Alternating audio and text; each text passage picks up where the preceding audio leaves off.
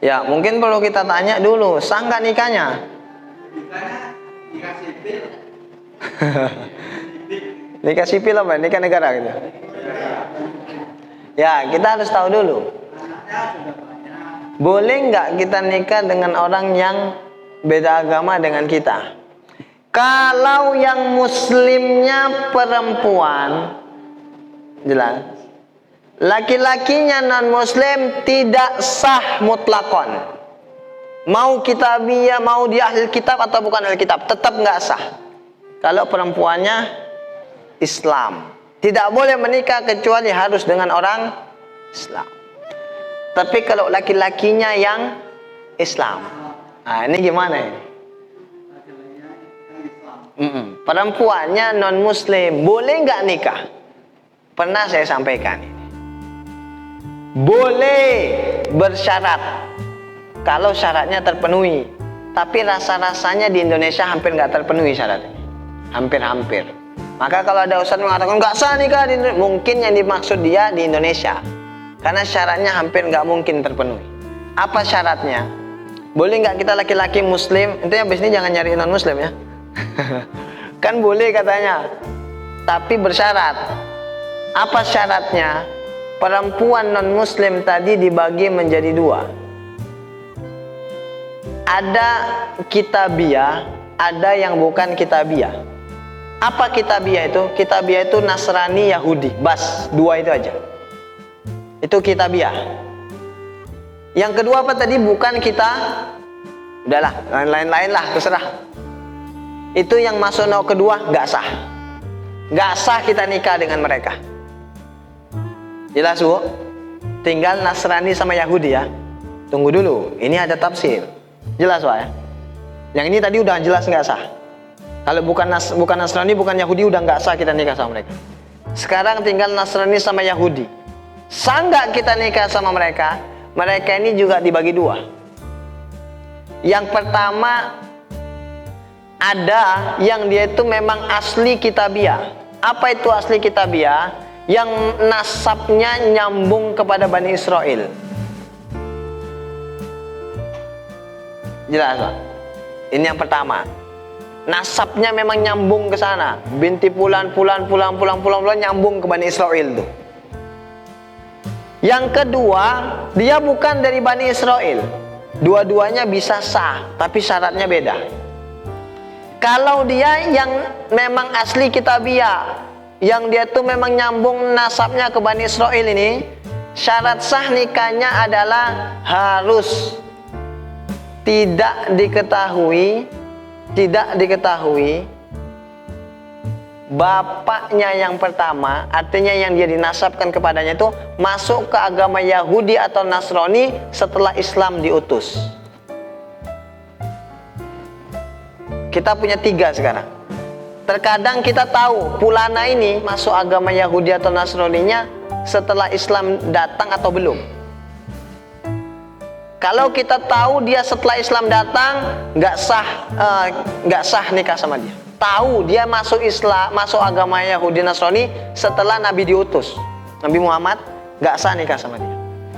Tapi kalau kita tahu masuknya sebelum Nabi diutus, memang itu bapaknya itu udah masuk agama Nasrani atau Yahudi, tahu atau tidak tahu sama sekali, masuknya setelah atau sebelum, nggak tahu, sah juga.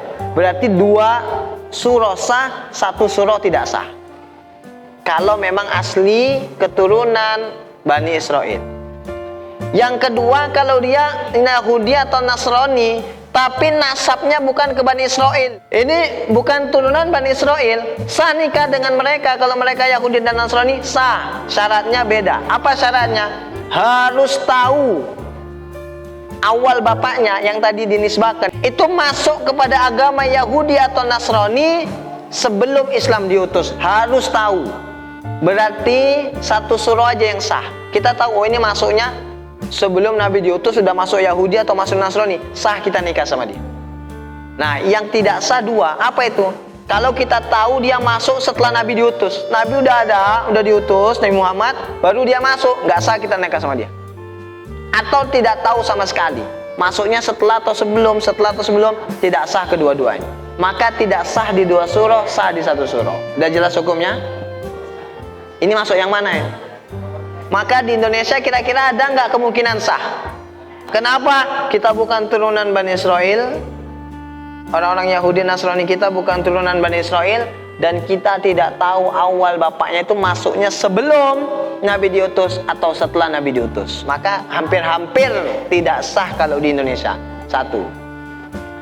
Kemudian kalau ini tadi ketika nikah dua-duanya muslimnya, abis itu tadi kan udah tahu hukumnya Pak ya. Nah sekarang kedua, kalau tadi ketika nikah dua-duanya muslim, abis itu salah satunya murtad, naudzubillah wal iyadzbillah. Gimana hukum pernikahan mereka? Jelas Pak ya? Murtad salah satunya, maka ketika itu mereka wajib pisah. Tapi belum cerai. Mereka hanya wajib pisah, tapi sementara. Sampai kapan? Ditunggu masa iddahnya habis. Kan perempuan kalau masih haid berarti 3 kali masa suci. Atau kalau udah nggak haid berarti berapa kali? 3 bulan. Kita tunggu selama 3 bulan tadi. Kalau dia udah nggak haid, kembali ke Islam nggak dia? Kalau dia balik lagi ke Islam, tetap mereka suami istri. Tapi kalau habis masa 3 bulan tadi nggak balik ke Islam, mereka fasakh, nikahnya rusak. Jelas Pak? Fasakh, nikahnya batal. Udah nggak suami istri lagi. Udah, yang kedua. Yang ketiga kebalikannya. Orang kafir, dua-duanya nih kafir ini. Habis itu masuk Islam. Sama kayak yang tadi. Bedanya, kalau mereka dua-dua masuk Islam, wajib nikah lagi nggak mereka? Wajib diulang nggak nikahnya? Sekarang masuk Islam dua-duanya, wajib nggak diulang nikahnya? Nggak wajib nikahnya diulang. Sah nikah mereka? Sah dengan syarat. Kalau pernikahan mereka yang mereka lakukan dulu, di dalam agama mereka dulu itu dikatakan nikah, maka nikahnya muktabar ketika dia sudah masuk Islam. Beda kalau dulu cuma kumpul kebo aja.